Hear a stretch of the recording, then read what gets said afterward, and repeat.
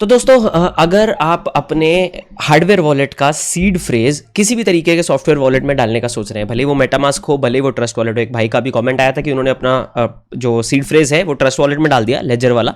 Trust wallet से उन्होंने एक बटन दबाया, उनके पैसे जो हैं KuCoin में चले गए, जिस भी एक्सचेंज में चले गए। उन्होंने बोला कि यार क्रिप्टो में तो कोई सिक्योरिटी नहीं है, कोई सेकंड फैक्टर ऑथेंटिकेशन नहीं है, मैंने सीड फ्रेज डाला और पैसे निकल लिए। तो पॉइंट बहुत सिंपल सा दोस्तों, जब हम हार्डवेयर वॉलेट लेते हैं, हम हार्डवेयर वॉलेट क्यों लेते हैं? वो इसलिए ताकि हमारा जो सीड फ्रेज है वो कभी भी इंटरनेट के कनेक्शन में ना आए।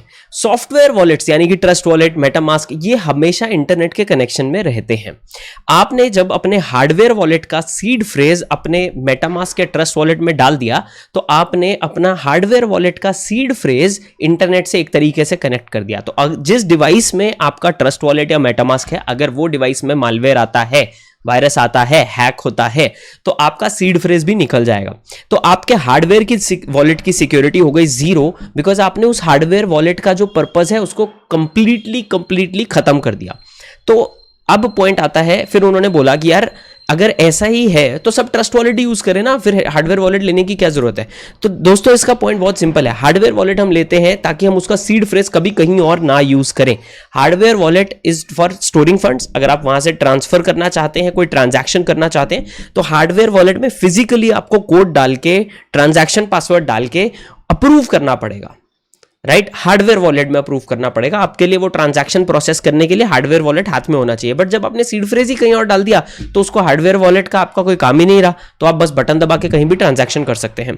तो अपने सॉफ्टवेयर वॉलेट को और अपने हार्डवेयर वॉलेट को हमेशा अलग रखें, कभी भी दोनों का सीड फ्रेज इधर उधर मत करें। अगर आपने ऑलरेडी ऐसा कर लिया है, आपने अपने हार्डवेयर वॉलेट का, लेजर है, सेफपाल है, जो भी है, उसका सीड फ्रेज किसी भी ट्रस्ट वॉलेट या मेटामास्क में डाला है, तो आपको एक चीज करनी चाहिए, वो फंड्स को, अपने हार्डवेयर वॉलेट को दोबारा बनाएं, एक नया वॉलेट क्रिएट करें और वो फंड्स को उस वॉलेट, नए वॉलेट के एड्रेस में ट्रांसफर करें और दोबारा ये सीड फ्रेज को किसी भी ऑनलाइन सॉफ्टवेयर वॉलेट में मूव मत करें, नो मैटर व्हाट। ब्लॉकचेन में फंड जो है वो आपके ब्लॉकचेन पे रहते हैं, आपके वॉलेट के अंदर नहीं रहते। एंड ब्लॉकचेन के ऊपर फंड्स को एक्सेस करने का सिर्फ और सिर्फ एक तरीका होता है, वो है आपका सीड फ्रेज, जिसको बैक एंड पे जिसको प्राइवेट की बोलते हैं। वो सीड फ्रेज अगर किसी के पास भी है, कैसे भी है, तो उसके बाद किसी को कुछ भी जरूरत नहीं है कहीं ऑथेंटिकेटर की, किसी चीज की। क्रिप्टो का मुद्दा is not security, just crypto का मुद्दा है कि हमारा फंड्स, हमारा पैसा, पावर हमारे हाथ में हो, ना कि किसी और पार्टी के, राइट? अब वो किसी और पार्टी के हाथ में ना होने के लिए उसमें एक ही चीज बनी है ब्लॉकचेन पे, अपना सीड फ्रेज है।